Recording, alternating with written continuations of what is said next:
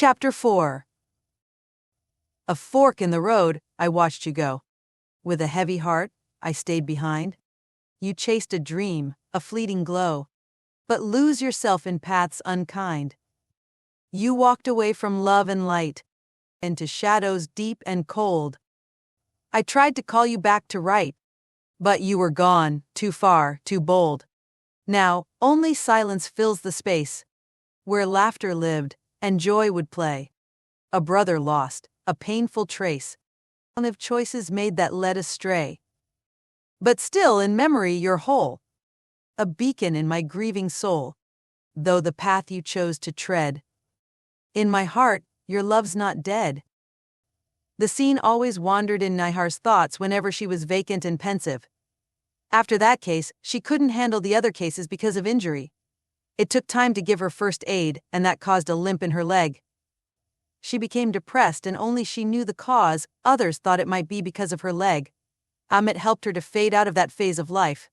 Meanwhile, a special bond developed among them. He fell in love with her. They decided to tie the knot. Nihar plucked the courage to tell this secret but always failed. Mehmet was working on Mehmet's case with his new partner Paul Long. Mehmet was undergrounded, so there was no development, except to arrest his pawns. The garden, decorated with lights, flowers, and elegant draperies, was full of guests wearing beautiful dresses. The couple stood at the table, gazing at each other with love and commitment. Nihar was wearing a radiant and stunning gown while the groom was in a suit. As the ceremony started, they promised love, loyalty, and partnership, exchanged the rings by placing each other's fingers gently, and sealed the moment with a kiss. Guests applauded with happiness and cherished them.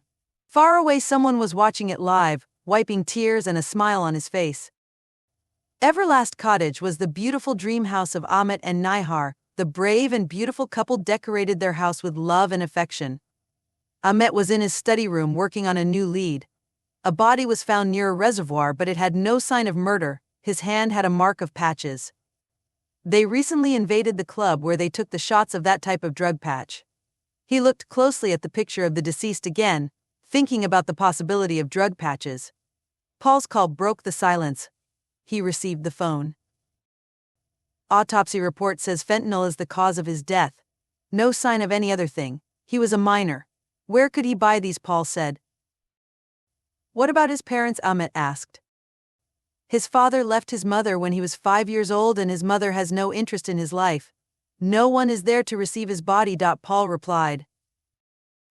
These are the easy targets of sellers.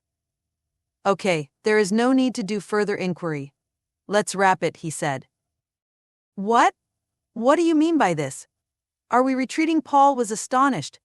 No, idiot. Apply for the search warrant of the club, Mehmet said. Oh, okay. Paul took a sigh of relief. They both were asseverated to solve the case of Mehmet. Paul requested to issue the search warrant and informed Mehmet.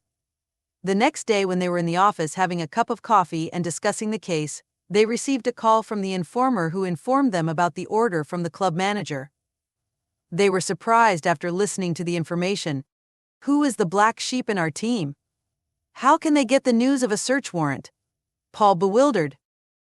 What did he say? Mehmet asked. Paul told Mehmet that the manager and his bagman decided to relocate the drugs at night. Mehmet looked at him thoughtfully and asked when the warrant was to be issued. Tomorrow morning, Paul said. It will be late. It looks like the system is supporting these smugglers. Mehmet became furious and threw his head on his hands. He glanced at his phone, which was continuously ringing. That was Nihar. He picked up the phone and tried his best to make his tone relaxed. Yes, Nihar, Mehmet said. Can you come a little bit early today? Nihar asked. He noticed a seriousness in her tone. He agreed, though his mind was making plans to raid. The clock struck 6, but still, they hadn't come up with any suitable plan. So they left the office for home. Mehmet reached home and asked, What happened? Is everything fine? Nihar took a deep breath, her eyes shining with a mix of excitement and nervousness. She reached out, gently taking his hand in hers. Nihar softly, almost whispering, You're going to be a dad. She put her head on his shoulder, asking him whether he was happy about becoming a father. He looked at her, and without a word he pulled her into a tight embrace, holding her close as the reality of their future together began to sink in. "This is the happiest news of the year you have given to me, Nihar." "I love you," Amit said affectionately. "Amit, I want to share something." About Nihar finally decided to tell him about Ezer on this happiest moment of their life when Paul's phone interrupted. "Amit, give me a moment, Nihar." Nihar nodded her head and Amit stood up. "I have the search warrant, be quick," Paul briefly answered and hung up the phone. Amit hurriedly entered the room and informed Nihar that he was leaving, asked her to be careful, kissed her forehead, and left. By the time Amit arrived, Paul was already ready to go with his team. They split into two teams. The street was silent outside, but inside the club, the music continued to pound, and the dancers were on the floor swaying, lost in the loud music, without awareness of coming danger. Officers slipped quietly among them, moving towards the VIP rooms. The narrow alley in front of the VIP rooms was shrouded in the darkness. In the alley they noticed the bouncers. Amit swung his leg and hit his knee into the bouncer's stomach. The bouncer split for a second and Amit had a chance to grab his hand and twist it behind his back and push him harder. He toppled over and collapsed. On the other corner of the alley, Paul was engaged with another bouncer, striking his jaw. The bouncer stumbled back, dazed, but still standing. Paul looked at Amit, gave him the signal to enter the room, and blocked the way of bouncers by kicking and hitting them with his team.